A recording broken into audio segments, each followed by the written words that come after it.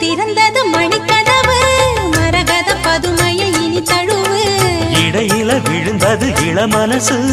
இருக்கிற சுகம் அது பல தினசு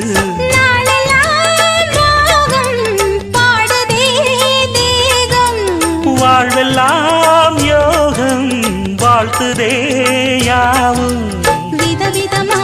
விருந்து வச்சு விழி வழியே மருந்து வச்சு விரத்தோட அதில் பல சுகம் வரும் பொழுதாச்சு காட்டுக்குயில் பாட்டு சொல்ல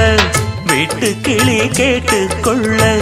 ஒட்டி வந்த தாளமே கொட்டும் கெட்டி மேளமே